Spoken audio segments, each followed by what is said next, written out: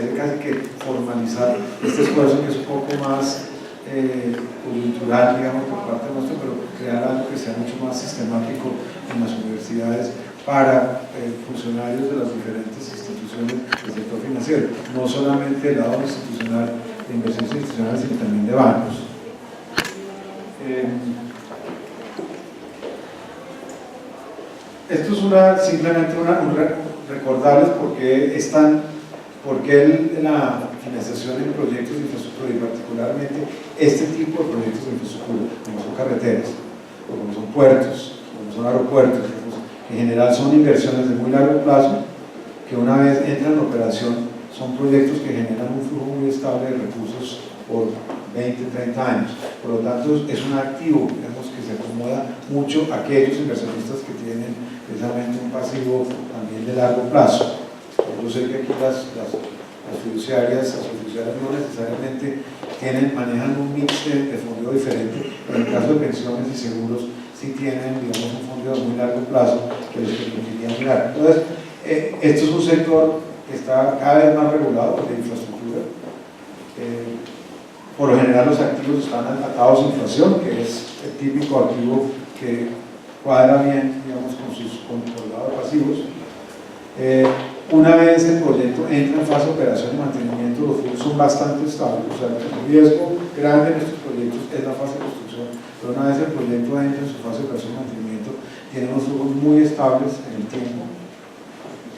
Y por lo menos lo que está haciendo, por lo menos lo que son la parte de carreteras, son proyectos que tienen un esquema de distribución de riesgo muy bien distribuido, donde el asumiendo una parte grande del riesgo y lo que le está trasladando a los privados es limitado, digamos, es medible, digamos que es lo que es importante, lo cual hace que estos proyectos realmente sean un activo muy interesante para ustedes. ¿Por qué es tan importante? ¿Por qué creemos que estamos invirtiendo tanto de esto? Por el tamaño de las necesidades en infraestructura. Yo creo que aquí no hay una sola persona que creo que no sufre de alguna manera, directa o indirectamente, por las debilidades de la infraestructura física que tiene Colombia. Infraestructura física que no solamente se traduce en carreteras, que es donde digamos, este gobierno arrancó un programa muy ambicioso, pero esto se está ampliando a otras áreas de infraestructura, como es el tema, incluso como el tema de navegabilidad, que no sé qué tanto ustedes sepan, pero en este momento se va a habilitar la navegabilidad Río Magdalena para poder llevar cargas, digamos, desde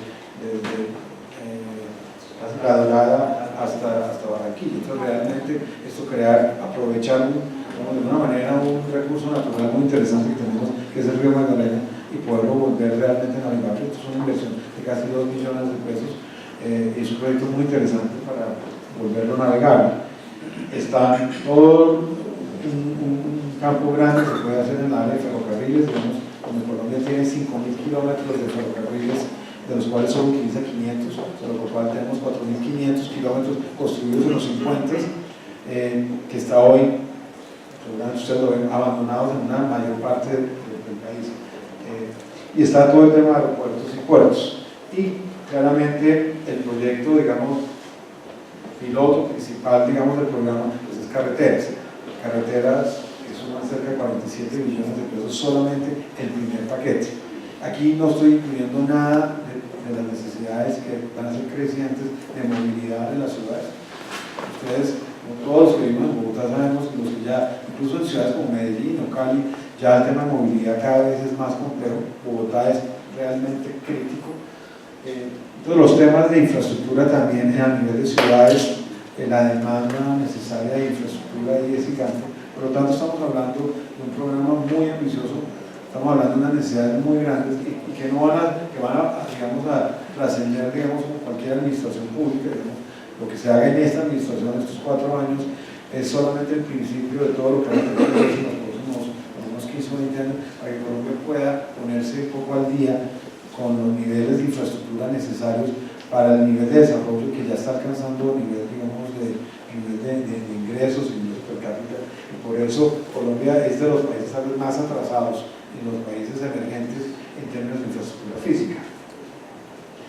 Entonces estos proyectos, como entienden, requieren financiación de largo plazo y sobre todo por el tamaño y el volumen que manejan, tienen que ser proyectos que deben ser financiados y como fuente de pago tiene que ser un proyecto. O sea, Colombia históricamente venía haciendo la poca infraestructura que hacía, que no era tanta, digamos, la hacía en una buena medida con financiación corporativa, o sea que los consorcios o las firmas constructoras que desarrollaban los proyectos básicamente se financiaban y daban como garantía otros activos que tenían, o su propio patrimonio, la casa matriz.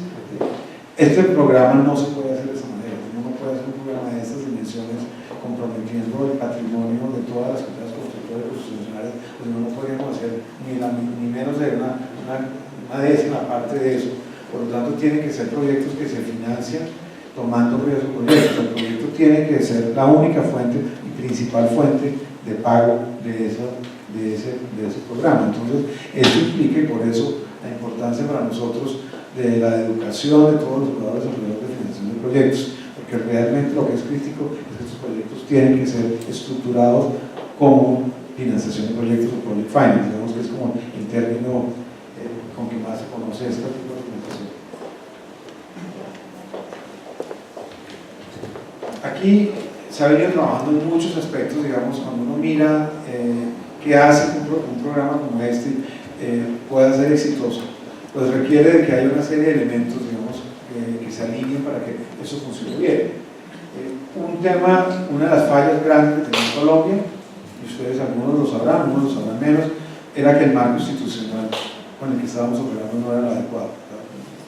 Teníamos un marco regulatorio legal que desafortunadamente se desalineó mucho en los últimos 10 años, digamos, donde terminamos desarrollando los esquemas de financiación de proyectos donde el constructor concesionario realmente no estaba comprometiendo unos recursos importantes, se estaba financiando en esencia del Estado, y llevó a que se desalinearan los intereses del Estado con los de los proyectos y con los de los concesionarios, y llevaron a situaciones críticas como las que ustedes saben, de que se utilizaron recursos, básicamente los concesionarios se financiaban con los anticipos del Estado, digamos, y en algún momento, por un tema de corrupción y un tema delincuencial, digamos, incluso esos adelantos terminaban llevándose a otros proyectos o apalancando otros proyectos y no a lo que estaba hecho. Entonces, realmente el esquema era un esquema que tenía unas fallas, digamos, muy serias desde su propia regulación a los mismos contratos como tal. Entonces, el gobierno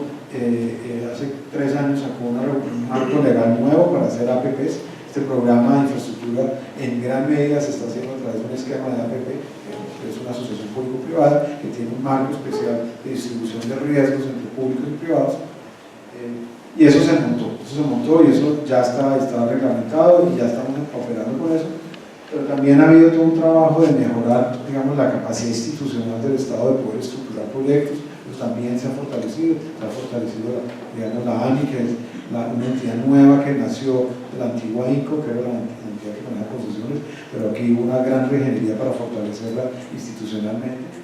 Pues, digamos, hemos ido mejorando, digamos, el marco institucional necesario para que esto funcione, obviamente incluyendo entre todo eso todo el marco macro, digamos, que era necesario. Uno tenía un país sin una macro estable como la que tiene Colombia hoy.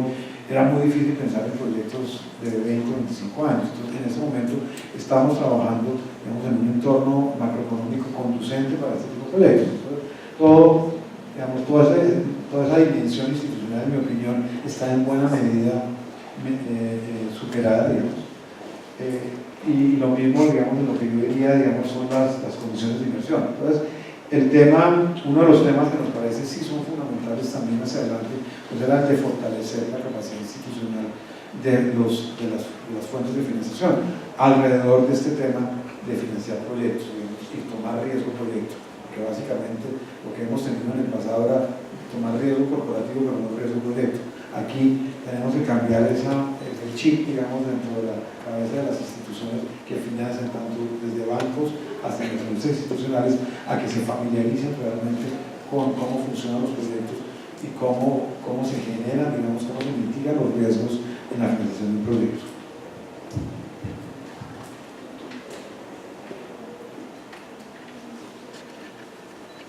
Les cuento una botica sobre nosotros, sobre la Financiera de Desarrollo Nacional. Nosotros somos una institución, digamos, en teoría nueva. En teoría digo en teoría porque somos nacidos de otra institución, que era la antigua FEM. La mayoría de ustedes son muy jóvenes y seguramente no se acuerdan de quién fue la FEM, pero la FEM fue un banco de desarrollo muy exitoso en los 90s y parte de los 80s, y fueron los que ayudaron a generar toda esa revolución que se hizo en el sector energético en Colombia, que permitió, digamos, la expansión y que hoy no tengamos los problemas que tuvimos que sufrir algunos a finales de los 80 y de los 90 con un racionamiento de energía en este país.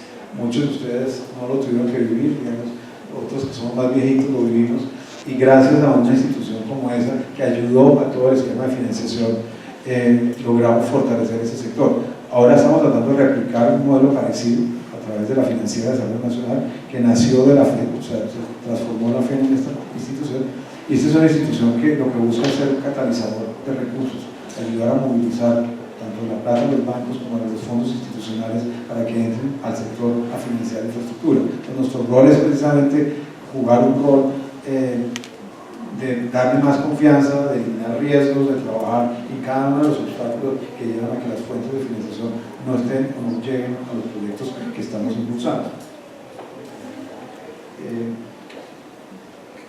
En esto el tema de fuentes es fundamental, porque un programa de 57, 60 billones de pesos, no hay una sola fuente en este país que pueda decir yo puedo ocuparme de financiar el programa, ninguna. Aquí tenemos bancos muy grandes, bancos muy solventes, muy líquidos, ¿vale? Pero no hay ni siquiera el sector de bancos solo podría financiar esto. Entonces, para que esto funcione es necesario movilizar todas las fuentes bancos, fuentes de mercado de capitales, fuentes de gobierno, que somos nosotros, digamos, fuentes de las multilaterales. Y eso lo estamos haciendo de una forma muy organizada, y yo creo que parte del éxito hacia adelante es que logremos que todas las fuentes entren. Y todas tienen un rol diferente, todas pueden manejar riesgos diferentes, todas tienen en algún momento del ciclo del proyecto un rol más importante que el otro.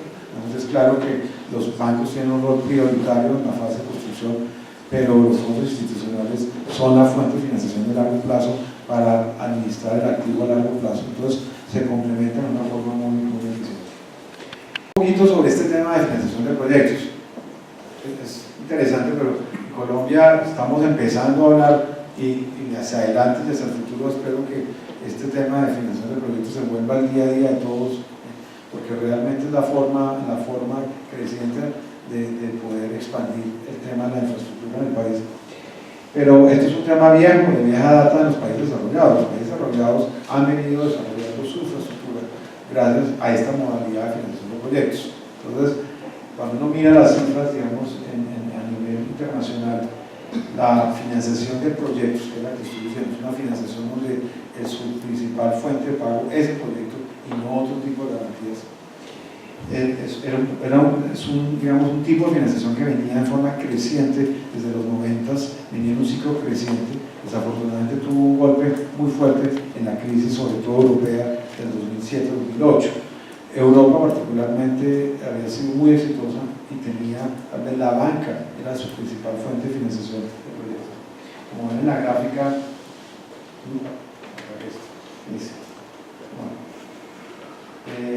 aquí no lo puedo señalar hacia ningún lado, ven en el año 2009 la caída, una caída muy fuerte que coincide precisamente con la crisis bancaria generada por toda la crisis del subprime, digamos, en los Estados Unidos. Sin embargo, esa industria empieza a recuperarse otra vez, pero lo que ha sido interesante, digamos, de la crisis, digamos, que vivió los países desarrollados alrededor de la financiación de proyectos, es que la crisis ha generado un cambio en la forma que se está generando la financiación. Una cosa fue antes de la crisis y cómo se está haciendo después de la crisis. Este es un mercado aquí, esta gráfica trata de mostrar, digamos, las diferentes fuentes. Como ven, hasta más o menos el 2007, digamos, el crecimiento de la financiación de proyectos fundamentalmente venía por vía de los bancos. Los bancos eran la gran fuente de crecimiento.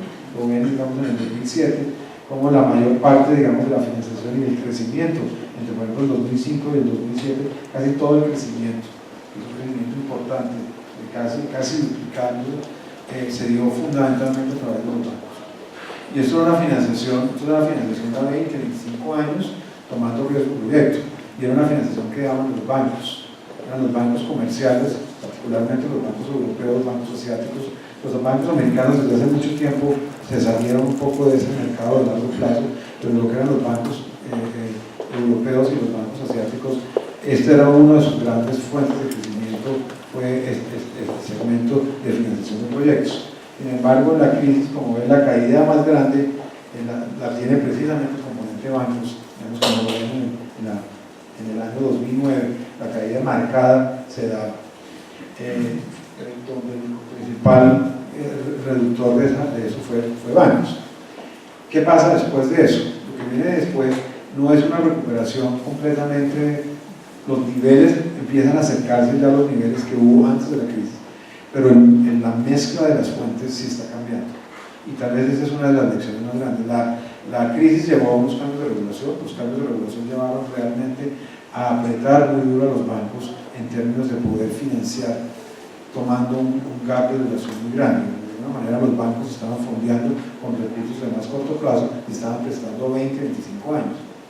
Con la nueva regulación se les castiga sustancialmente por ese tipo de gap de duración entre el pasivo y el activo.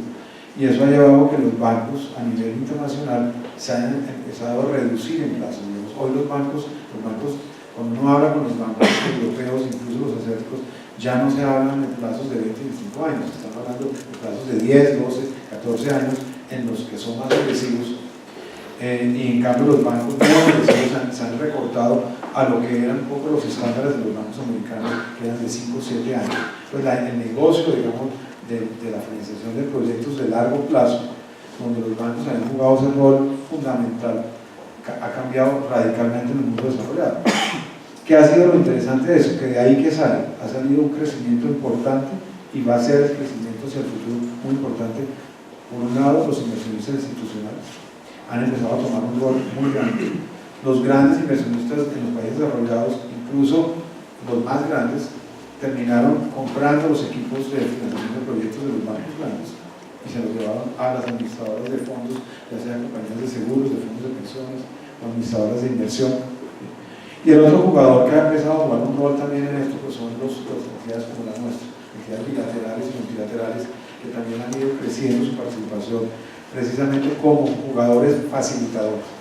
Entonces, de alguna manera, lo que estamos haciendo en Colombia es básicamente lo mismo que están empezando hoy a desarrollar los países más desarrollados. O sea, estamos hoy básicamente en el mismo, casi en el mismo nivel, por razones muy diferentes. Nosotros nunca estuvimos donde estuvieron ellos hace 20 o 10 o 15 o 5 años. Sin embargo, estamos viviendo el mismo tipo de necesidad, la necesidad de combinar fuentes.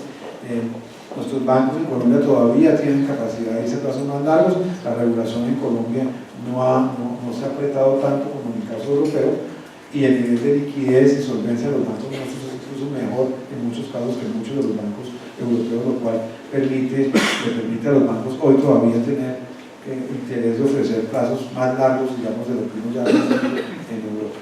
Pero lo que sí sentimos es que estamos todos trabajando en buscar soluciones muy parecidas, en cómo involucramos mercado de capitales para que ayude a financiar desde el principio, no solamente refinanciando a los bancos, que es obviamente donde uno ve, digamos, el rol más natural de los mercados financieros institucionales, que es refinanciando los bancos cuando se termina la fase de construcción y entra ya el proceso estable de largo plazo de operación y mantenimiento de estos proyectos, sino también buscando formas en que los mercados de inversión institucional puedan entrar desde el principio a complementar de alguna manera. Nosotros no lo vemos necesariamente como alguien que va a sustituir al banco, sino que complementa a los bancos en la fase de construcción también. Entonces, eso nos está llevando a que todos estamos trabajando en desarrollar un nuevo tipo de productos. Hay mucha innovación, se está trabajando en mucha innovación, tanto en los países desarrollados como en los en desarrollo, y yo creo que Colombia en ese sentido está bastante adelante, digamos, en la región, digamos, en términos de pensar estructuras innovadoras. El otro elemento interesante es en qué sectores se concentra este tipo de financiación de proyectos. La gráfica muestra cómo hay una gran concentración, por lo menos en 3 subsectores de la infraestructura. Uno, claramente, es todo lo que es petróleo y gas. Ese es uno de los sectores grandes donde ha habido una financiación importante de proyectos. El otro es en el sector energético, todo lo que son plantas, tanto hidros, termos, de gas. En el tema de la raya roja es el número de transacciones. Como ven, por ejemplo, el tema de energías renovables, pues se ve la raya de transacciones muy grande. Estos son proyectos relativamente más pequeños, por eso el número de transacciones son mucho mayor, mientras que en el caso de petróleo y gas los montos son más grandes y el número de transacciones más pequeñas, por lo que son proyectos muchísimo más grandes y que cada proyecto de por sí es 10 o 20 veces más grandes de lo que uno ve en energía renovable. Y el otro sector importante es el sector de transporte. Entonces, en el otro sector donde se concentra este tipo de financiación. Este tipo de financiación de proyectos está muy concentrado, digamos, en esos 3 grandes sectores: petróleo, energía y transporte, que es donde nosotros, digamos, donde Colombia tiene las necesidades también más grandes y donde estamos tratando de concentrar en los programas hacia adelante en eso. Estos son simplemente algunos de los ejemplos de las transacciones más recientes del 2013, digamos, en la región de Américas, tanto en Estados Unidos como en América del Sur, en transacciones que se han hecho, transacciones en promedio entre 1.200 y 1.400 millones de dólares, que son las transacciones que se han venido dando en este campo de financiación de proyectos. Y también esto ha venido acompañado también del crecimiento de fondos especializados, fondos de infraestructura, donde los institucionales invierten a través de fondos, digamos. Es lo mismo que estamos tratando de impulsar acá con la creación, por ejemplo, de los fondos de deuda, que recientemente se sacó la regulación, un nuevo tipo de activo financiero que se llaman fondos de deuda, que son fondos de deuda especializados en infraestructura, donde queremos que entren todos ustedes, digamos, entren los fondos de pensiones, compañías de seguros y también los fondos fiduciarios. Estos son unos fondos de deuda que tienen la ventaja, y muy en línea con eso, que es fondos administrados por especialistas en infraestructura, para personas que conocen, que han trabajado en infraestructura por mucho tiempo, que tienen la capacidad de analizar los riesgos implícitos al proyecto y por lo tanto de una manera sustituir digamos, la deficiencia de conocimiento temporal que tienen las instituciones en el tema de infraestructura. Entonces, a través de un fondo de deuda, estos fondos de deuda, por ejemplo, en el caso nuestro de Colombia, los fondos de deuda tienen dos grandes ventajas frente a cualquier, por lo menos frente a la regulación que limita hoy a los institucionales. Uno es que los institucionales no pueden invertir directamente en activos que no estén registrados, que no estén listados, que no estén en el Registro Nacional de Valores. Aquí, en cambio, este fondo va a poder invertir directamente en créditos, va a poder comprar créditos, va a poder básicamente originar créditos bancarios desde el día cero en los proyectos. Entonces, estos fondos de deuda van a entrar a complementar a los bancos, van a entrar a sindicar con los bancos, lo cual eso es algo que los fondos institucionales hoy no pueden hacer en forma directa. Y lo segundo, que es también otra ventaja interesante que tienen estos fondos, es que los fondos van a poder generar compromisos futuros, que tampoco hoy pueden hacer los institucionales por regulación. Entonces, no pueden generar un compromiso a 5 años o a 7 años, que es lo que necesitamos para darle más tranquilidad a los bancos de que va a haber cómo refinanciarlos en el año 7 o en el año 8. Entonces, en ese sentido, esa nueva regulación, en nuestra opinión, le da a los fondos institucionales una forma interesante de entrar al negocio de infraestructura y sobre todo al negocio de financiación de la fase de construcción, que es donde sí, hay riesgos más altos, pero donde la rentabilidad también es más alta. Ya para cerrar y no alargar más, simplemente introducir un poco las personas que van a hablar hoy. Nosotros en este vamos a tratar de impulsar un ciclo de talleres, digamos. Este es como el primero, digamos, el de arranque del programa, donde queríamos básicamente ayudar a fortalecer las bases de arranque para poder familiarizarse cada vez más con este tema de financiación de proyectos. Primero, Teresa Gómez de la Universidad de los Andes, que lleva muchos años dictando los cursos de financiación de proyectos en la Universidad de los Andes, pues nos ha sido muy generosa de acompañarnos y apoyarnos en esta iniciativa. Entonces ella va a hacer la introducción digamos, académica al tema de proyectos, a financiación de proyectos. Me parece que es clave tener muy claros los conceptos básicos que tiene esto, que es un tipo de financiación muy diferente a la financiación tradicional. A comprar bonos de empresas corporativas es muy diferente a comprar el bono de un proyecto. O sea, realmente estamos hablando de dos activos muy diferentes y por eso es válido entender esas diferencias y es bueno que las entiendan desde su base académica misma de cómo se diferencia y cómo se gestionan los riesgos en un proyecto. Y segundo, va a estar Álvaro Durán, digamos que es de la firma Durán Asociados, o Durán Osorio Asociados. Álvaro ha estado involucrado desde los 90s en los primeros proyectos de financiación que se hicieron en Colombia, casi que el aeropuerto, la segunda pista del aeropuerto.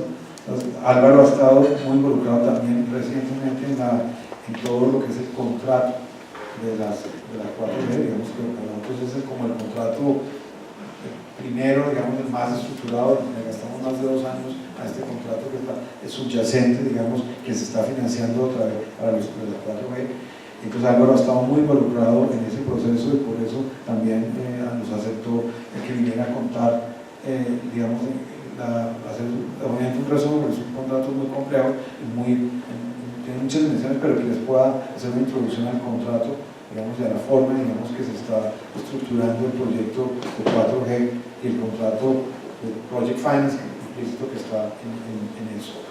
Y por último está Luis Eduardo Nino, que es responsable del área de financiación de la Financiera de Salud Nacional, que viene de trabajar en el sector privado, en el sector público, digamos, en temas de financiación de infraestructura, quien les va a contar un poco la experiencia práctica que hemos tenido en la parte de financiación de proyectos. Entonces, yo creo que con esta introducción van a quedar, digamos,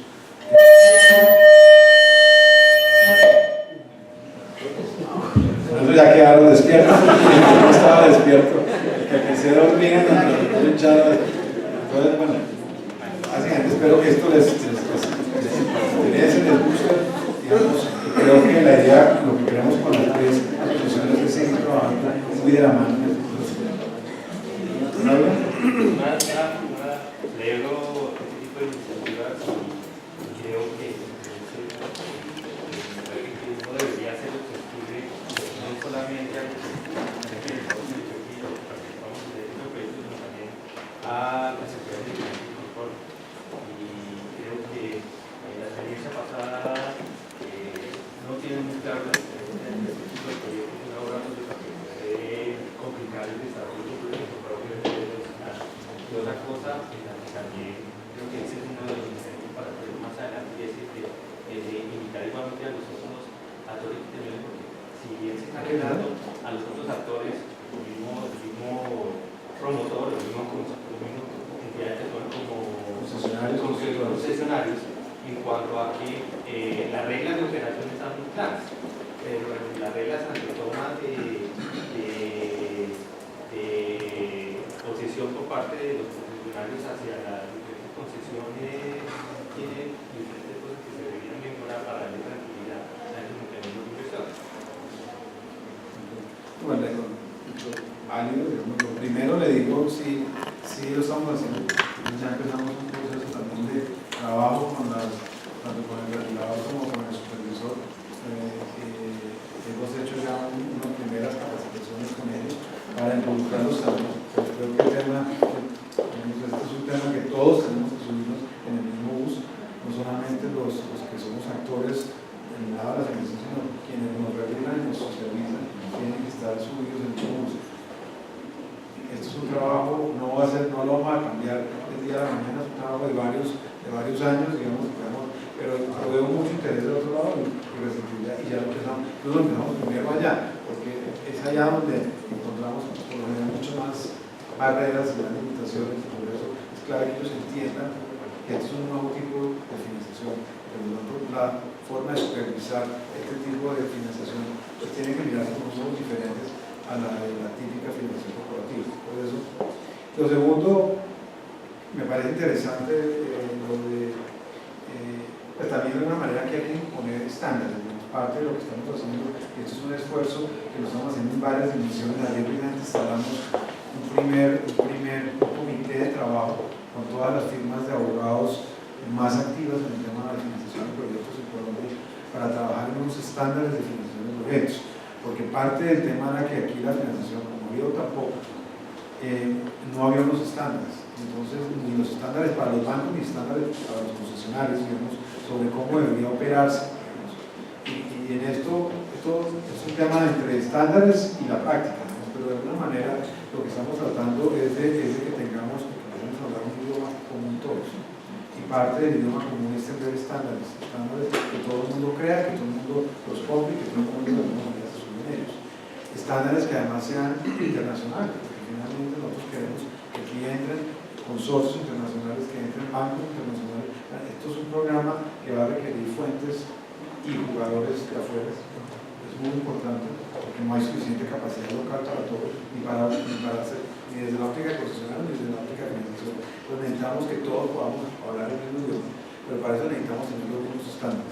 Parte de lo que estamos haciendo, y eso va a ayudar a manejar eventos y situaciones como la que usted menciona, el que tengamos estándares comunes, digamos, va a facilitar que podamos manejar las situaciones de la mejor forma posible. Las situaciones difíciles que se presentan en la vida de un proyecto se puedan manejar, se puedan resolver, digamos, siguiendo unas buenas prácticas, no tratando de irnos por lo que hemos equivocado. Entonces, creemos, comparto con ustedes su preocupación de que eso es fundamental también, el trabajo con los consorcios, con los consultores, como el trabajo que estamos haciendo por el lado de los inversionistas institucionales. Entonces, si hay alguna duda sobre lo que yo hablé, si no, entramos a la carne, digamos, de entonces le voy a dar la palabra a Teresa o tú vas a hablar a... ¿Sí? Bueno, muchas gracias.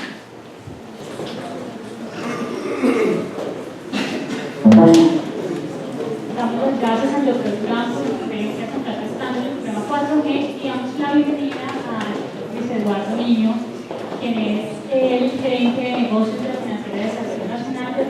empresa y lidera las políticas de financiación de la entidad, enfocándose en la financiación de proyectos de infraestructura en el país.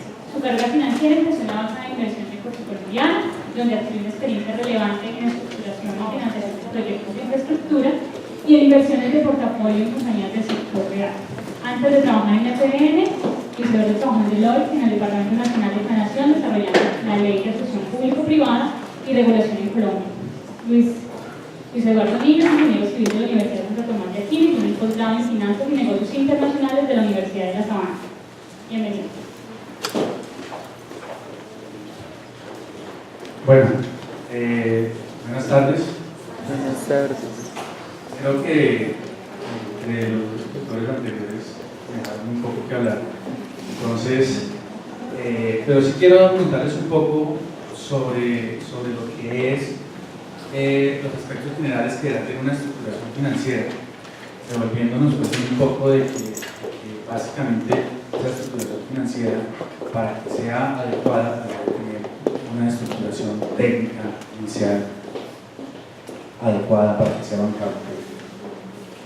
Entonces, vamos a tener como 3 puntos grandes de esta exposición. Vamos a recorrer muy rápidamente algunos puntos que ya han sido nombrados, renombrados en las dos exposiciones, para llegar al final, y es cómo se basa la estructuración financiera de un proyecto en grandes lineamientos, y llegar como a cuáles son las alternativas de financiación que en este momento estamos mirando para los proyectos de infraestructura que están saliendo. No solamente estamos mirando desde la FDN temas de productos y alternativas de financiación solo para la 4G, porque no es necesariamente el foco de la FDN, la 4G, sino que la FDN apoye a todos los sectores en los cuales hay necesidades de intervención y de colaboración y de apoyo de la FDN en la infraestructura. Entonces, en ese sentido, pues no solamente estamos hablando de carreteras.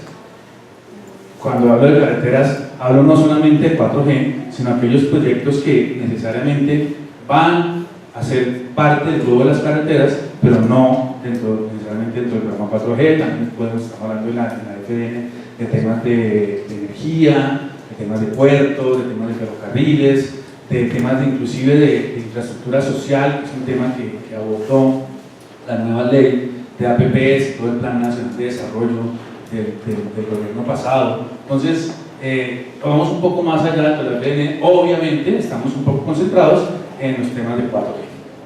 Bueno, muy bien, esto lo voy a recorrer rápidamente. Lo han dicho varias veces, las características principales de los proyectos basados en Project Finance, pues es que tienen el proyecto está aislado, es un SPV a través del cual se maneja todo, no se pide recurso a los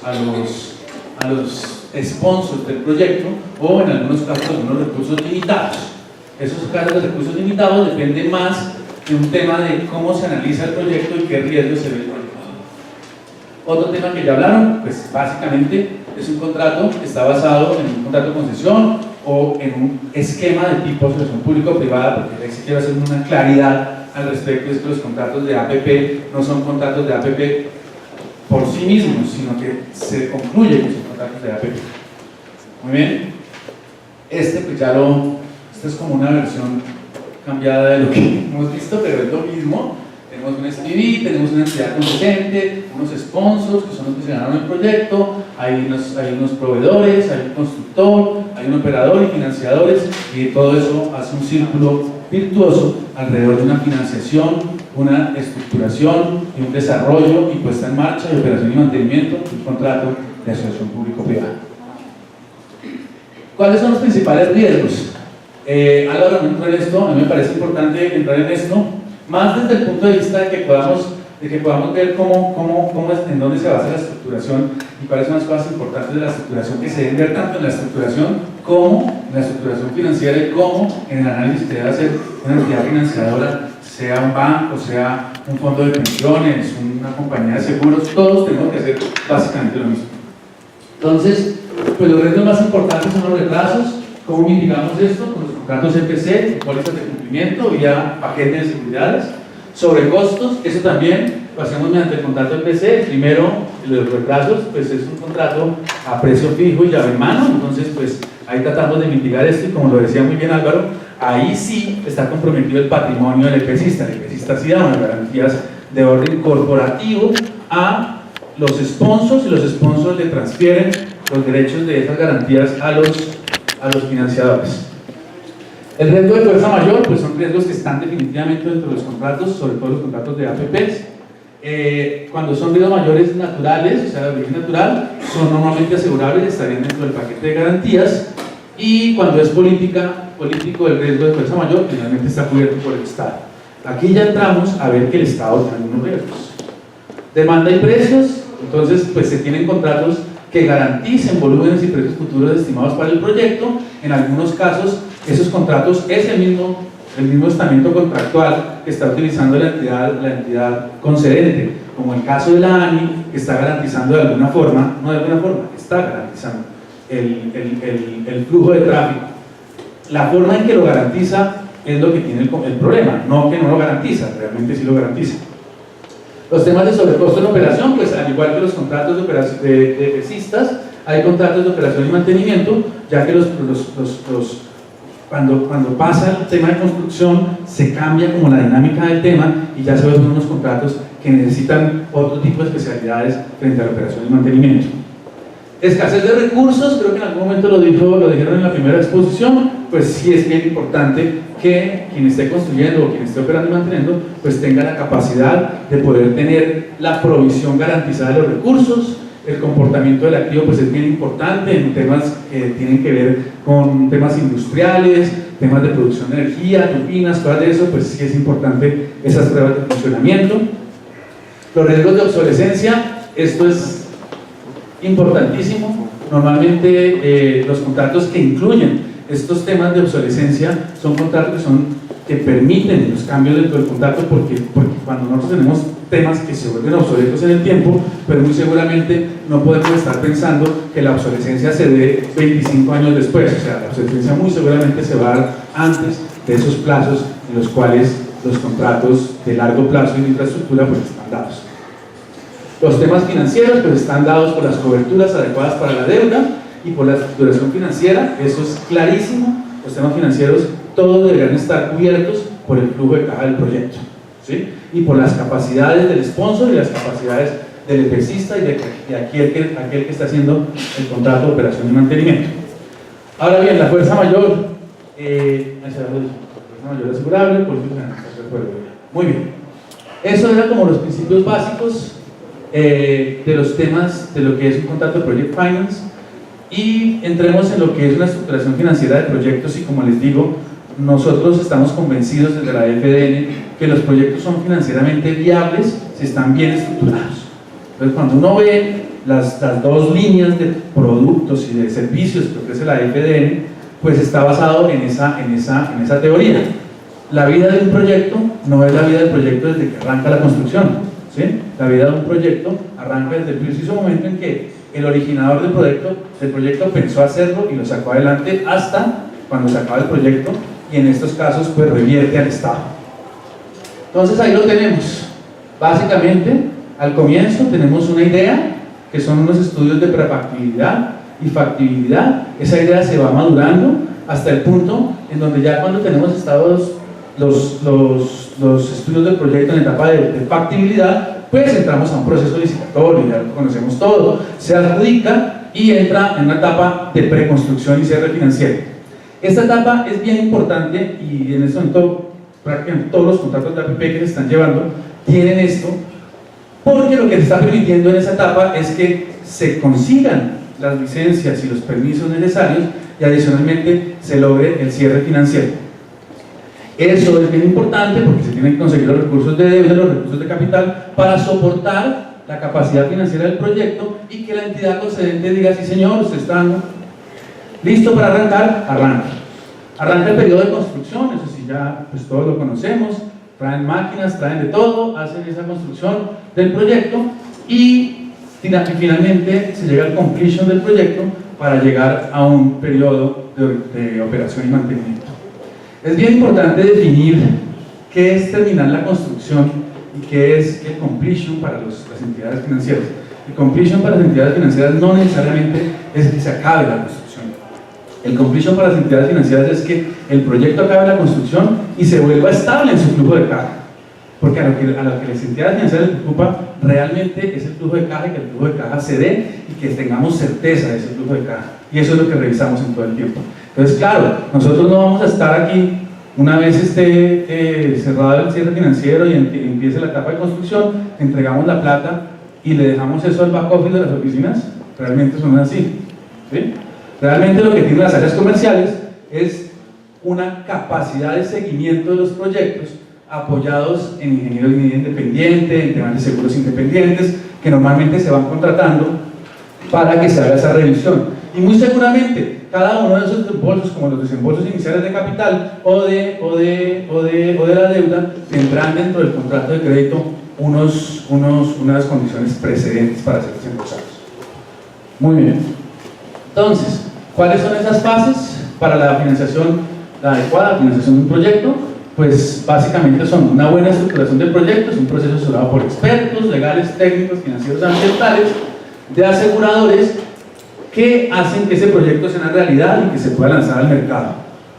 Obviamente, en el mercado también hay la posibilidad de hacer iniciativas privadas. Esas iniciativas privadas también surgen surten un proceso especial dentro de lo que se ha designado, deban surgir dentro de un esquema de asociación público-privada. Después, ¿qué se hace? Se hace una estructuración de la financiación del proyecto, que es básicamente, dentro de la estructuración, tomar toda la parte de arriba y volver eso una fórmula financiera y unos términos y condiciones en los cuales los sponsors creen que puedan estar solicitando una deuda al mercado bancario o al mercado de capitales. Se recogen esos estudios de estos sponsors y de estos señores que ayudaron en la estructuración de la financiación y se lo entregan a los posibles financiadores, quienes a su vez hacen unos análisis para permitir, dentro de sus comités de crédito, pues, que se le preste plata a ese proyecto como tal. ¿Qué cosas tenemos dentro de cada una de esas fases? En el análisis del proyecto, pues tenemos una factibilidad técnica, legal y financiera, un análisis de la generación de flujo de caja, que aquí estamos hablando del lado del estructurador. Entonces él tiene que estar pendiente del flujo de caja, pero también tiene que estar pendiente de los riesgos, y como ya lo dijimos, dentro de todo esta charla que hemos tenido hoy, pues los riesgos son un tema bien importante, y la ley de asociaciones público-privadas básicamente lo que está permitiendo que ninguna ley, no había ningún tema legal que lo dijera así como lo dice la ley, y eso ayuda mucho en los procesos de estructuración, pues que los riesgos deben estar en cabeza de quienes mejor los manejen y quienes mejor los van a mitigar.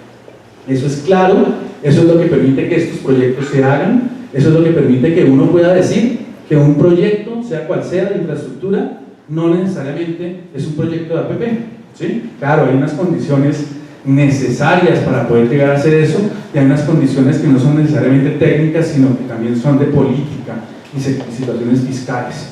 Toca verificar todo eso en esa etapa. Esa etapa es una etapa de estructuración en la cual la persona que está encargada de ese tema debe sentarse a verificar cuáles son las necesidades sociales del proyecto, cuáles son las necesidades de las políticas del proyecto, qué capacidad fiscal tiene el proyecto de poderlo hacer. Y una vez hace todo eso y distribuye los temas de riesgos, pues debe hacer lo que nombraba Álvaro, un comparador público-privado. ¿Qué es un comparador público-privado? Lo que es un comparador público-privado básicamente es, dada la asignación de riesgos, poder definir si para el Estado en este momento es el que está proponiendo el proyecto, es más barato hacerlo por un lado o por el otro. Entonces, cuando uno ve un proyecto en el cual el Estado puede hacerlo y puede colocar los ladrillos y le sale muy barato y no tiene que pagarle una utilidad de la que son grandes las utilidades en estos proyectos, pues uno normalmente dice, pues es muy fácil hacerlo, y uno debería pensar que nunca le va a dar por el lado de que es mejor hacerlo por el lado privado. Pero como uno está cogiendo los riesgos y se los está asignando a las partes, de pronto un riesgo que el Estado en una obra pública está asumiendo, sale más barato asumirlo por el lado privado. No sé si me entienden. Yo Estado, llego y digo, venga, yo soy capaz de construir esta carretera, ¿sí? Pero yo Estado no soy capaz de echarle en receo y no soy capaz de hacer bien la carretera en la parte técnica del asfalto y muy seguramente manejar todos esos riesgos. Al momento de que ocurran esos riesgos, pues va a ser más caro para el Estado. Entonces, ese comparador público-privado lo que hace es analizar los costos de los proyectos ajustados por los riesgos. Entonces, ya cuando uno ajusta esos costos del proyecto por los riesgos, dependiendo de cuánto le cuestan de un lado del otro, muy seguramente si es un proyecto que deba ser un proyecto que se adelante por esquema de asociación público-privada, pues va a dar valor por dinero, y ese valor por dinero lo que dice es que le va a salir más barato al Estado hacerlo en la medida en que pueda asignar esos riesgos al privado. Muy bien, eso en el tema de análisis de generación de caja, dependiendo de cuáles son los impactos de los riesgos en el flujo. Y finalmente, lo que hacen en esa estructuración del proyecto, pues hacer unas proyecciones financieras y un modelo financiero que permita empezar a pensar en la fórmula financiera del proyecto. Entonces llegan, entregan eso, hacen la fórmula financiera del proyecto. Esa fórmula financiera del proyecto lo que debe ser es bien flexible. ¿Por qué? Porque es una fórmula que se va a adecuar a las necesidades de caja del proyecto.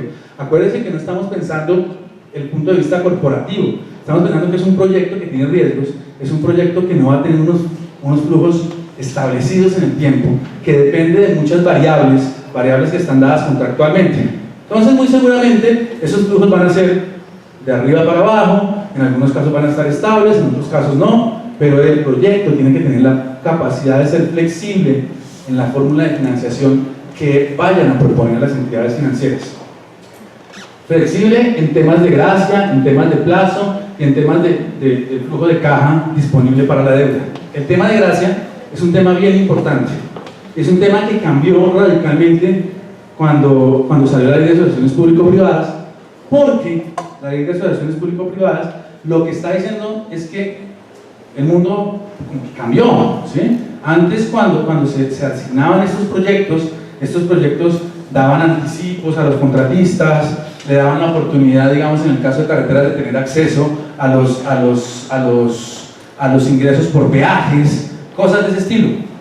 La ley cambió el tema y dijo que definitivamente la entidad concedente no iba a hacer ningún pago, ¿sí?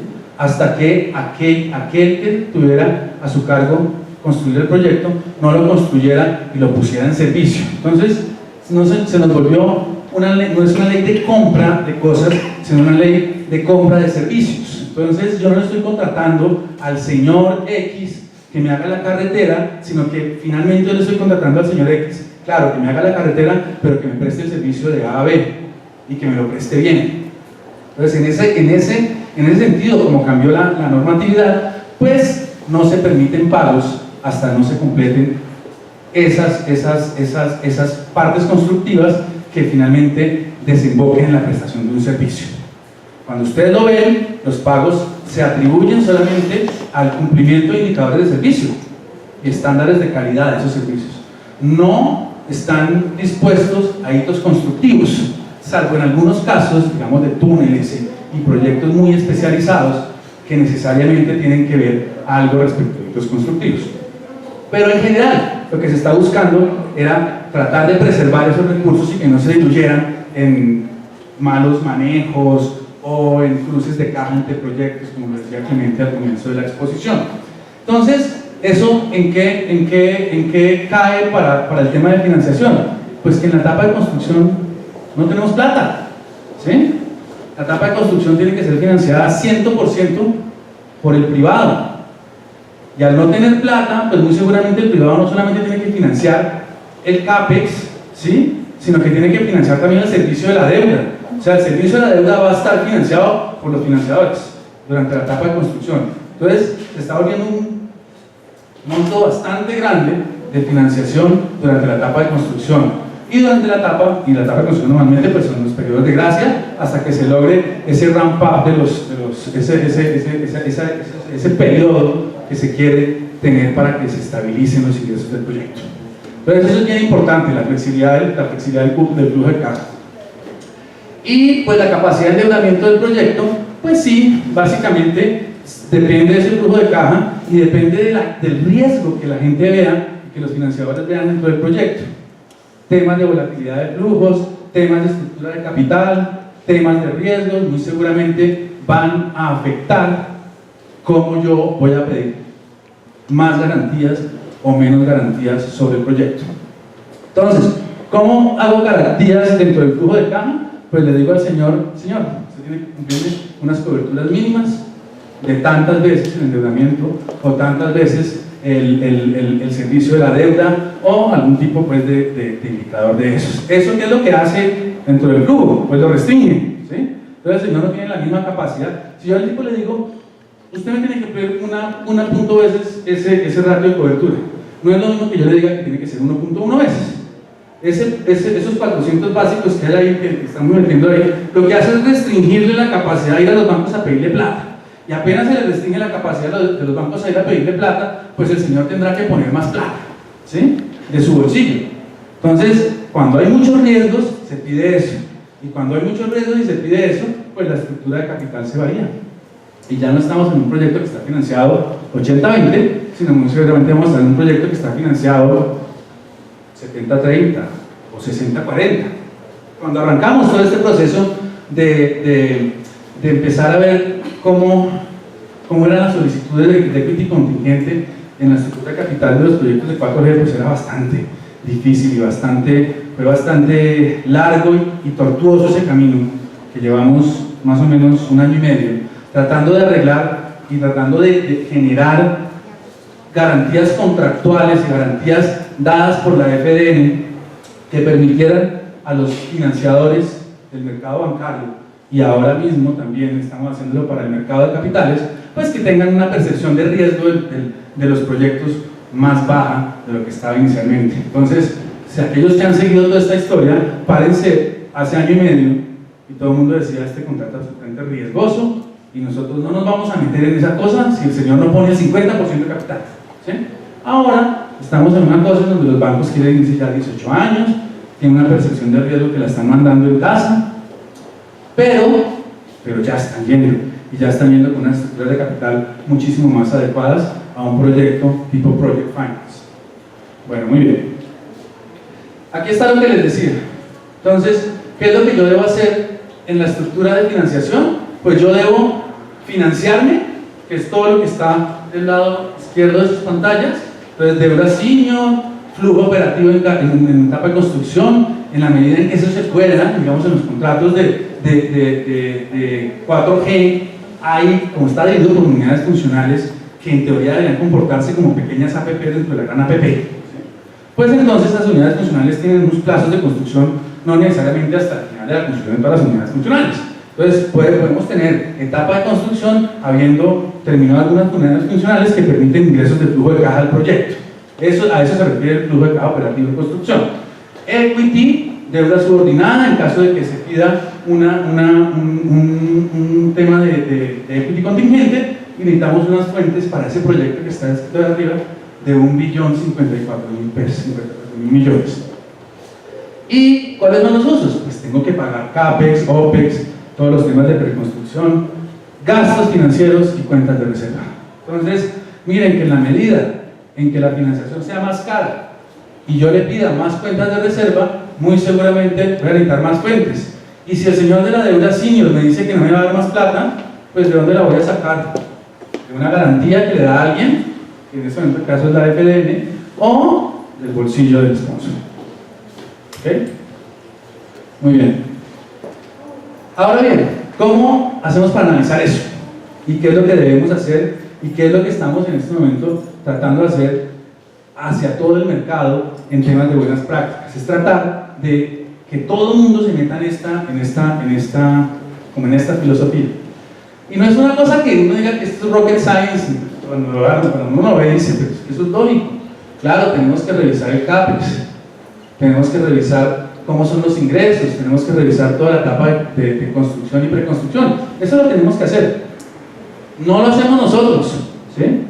Claro, nosotros somos los que nos sentamos, los bancos, y decimos, venga, analicemos esto, pero nosotros dentro de nuestro equipo no tenemos in-house ni gente de tráfico, ni ingenieros, ni gente medioambiental, que en el caso de nosotros sí la tenemos. Pero bueno, eso generaría tanto para ustedes como para nosotros tener una capacidad instalada muy grande que volvería muy costoso el tema.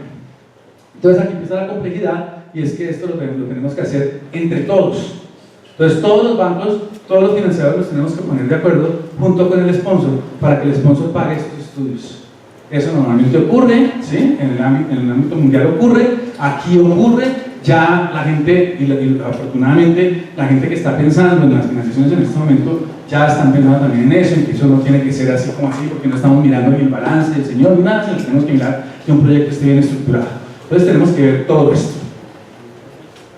Análisis de la financiación, o sea, ahí nos van a traer una fórmula financiera, nosotros miramos esa fórmula financiera, si se nos adecua o no, le hacemos los estreses necesarios al flujo de caja para mirar esas cuentas de reserva cómo funcionan y cómo funcionan ante diferentes eventos técnicos que nosotros, basados en esa debida diligencia, pues nos dé la posibilidad de poder movernos dentro de los rangos altos y bajos de tráfico, dentro de los rangos altos y bajos de CAPEX o de OPEX, cosas de ese estilo. Eso no lo tiene que decir algún experto y eso se tiene que hacer y está dentro de las buenas prácticas.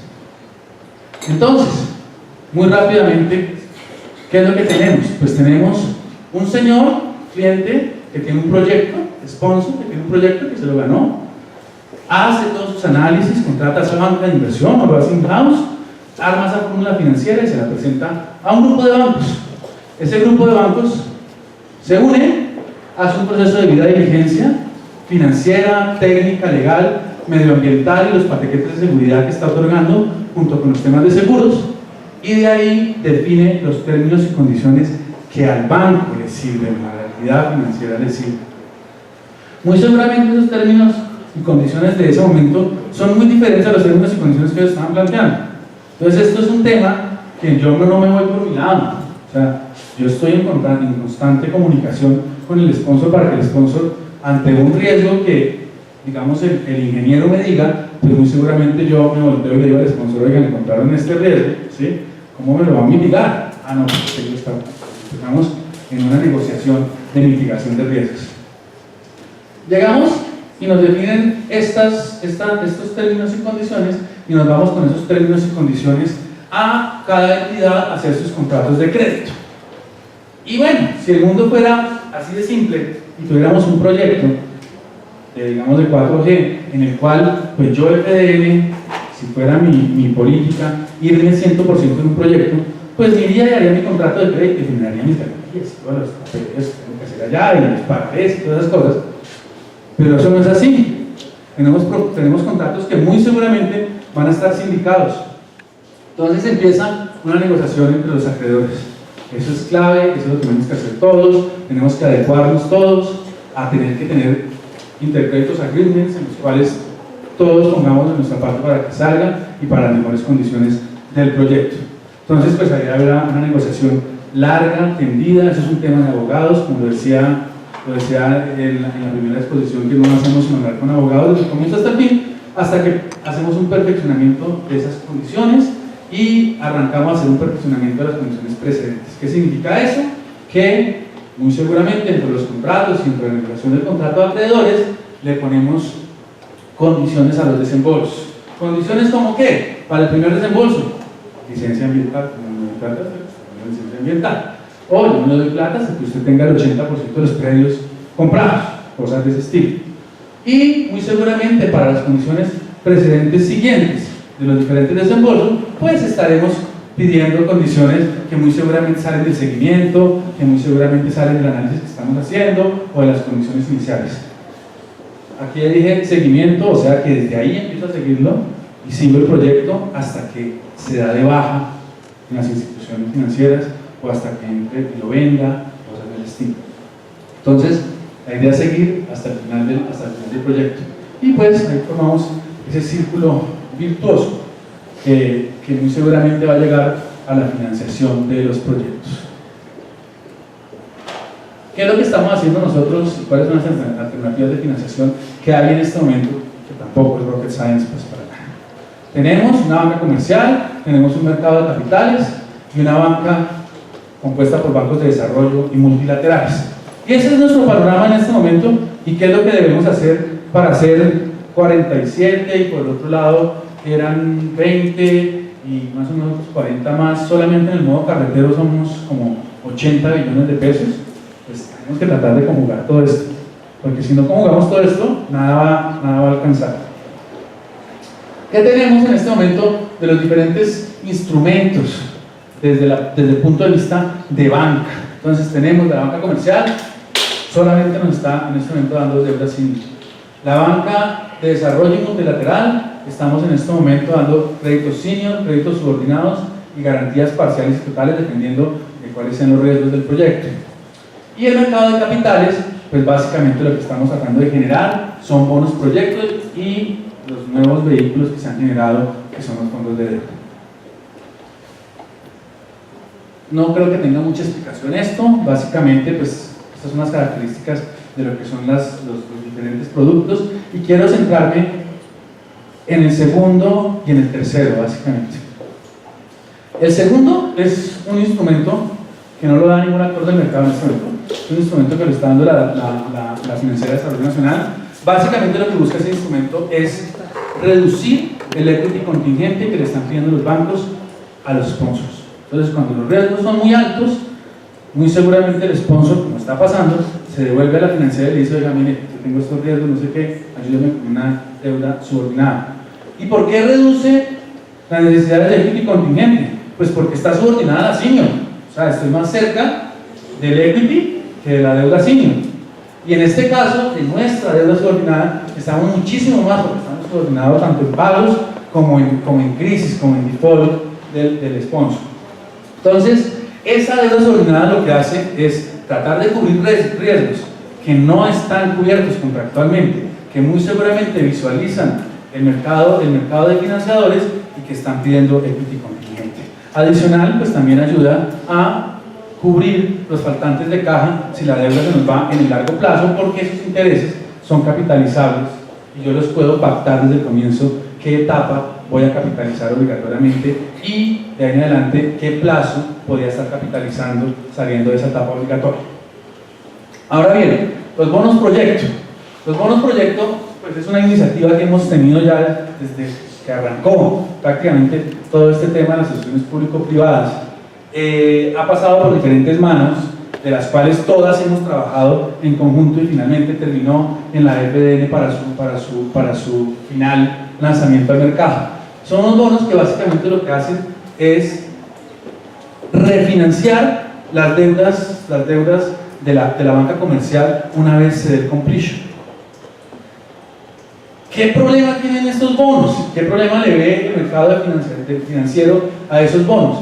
Pues que no hay necesariamente el compromiso y no hay una garantía de que el sponsor, al estar terminando la etapa de construcción y mantenimiento, los bancos no se sienten tranquilos de que el señor tenga la garantía de que lo van a refinanciar. Puede ser que en ese momento el mercado de capitales esté cerrado, puede ser que las tasas no le estén dando, puede ser que el proyecto no está yendo muy bien y no tenga la garantía y la tranquilidad. Entonces, pues no existe ese tema. Ese bono, como está diseñado en este momento, es un bono para cubrir la etapa de operación y mantenimiento, es un bono que ya está calificado por Fitch, dio AA+, básicamente el único tema por el cual no fue AAA fue riesgo nación, exactamente riesgo nación, fue por lo que decía Álvaro en su exposición, y es que el pago ante una eventual terminación anticipada, pues es un pago no de vigencias futuras, sino es un pago del Fondo de Contingencia de la Nación, y que no tiene la misma prioridad, y se demora un poco más en llegar, pero el resto es riesgo nación. Pero ¿qué es lo que estamos diciendo y qué es lo que estamos haciendo en este momento adicional y que les compete a todos ustedes en este momento? Es que estamos tratando de que esos bonos y que la intervención tanto de los fondos de pensiones, los fondos fiduciarios, las compañías de seguros, si se logra, estén entrando a los proyectos desde el día cero, estén invirtiendo y estén prestando a los proyectos desde el día cero. Entonces estamos tratando de generar en este momento unos bonos, unas emisiones que se hagan desde el día cero y esos recursos sean mantenidos en unas cuentas aparte, diferentes a la financiación del proyecto, y estamos tratando con un negative carry ahí, para que esos recursos, una vez haya completion y esté la deuda financiera ya dada toda, pues esos recursos compren esa deuda financiera y los bonos sigan en el largo plazo. Eso es lo que estamos tratando de hacer en este momento. Eso le sumaría a este tema de bonos proyectos, no lo ponemos porque todavía no está diseñado, pero pues ya estamos en trabajos definitivos al respecto. estamos dando garantías. Esa garantía parcial básicamente es una garantía que lo que hace es mejorar la calificación de esos bonos proyectos. Entonces, cuando hay faltantes de caja, la universalidad se voltea y nos pide esa garantía para cumplir con el servicio a los bonistas. Y esas garantías totales también las estamos trabajando para tratar de cubrir esos riesgos de refinanciación en la medida en cómo se están estructurando esos bonos proyectos del día cero. Eso era básicamente ya marchas forzadas lo que estaba por presentar. ¿Hay alguna pregunta? Ok, bueno, muchas gracias.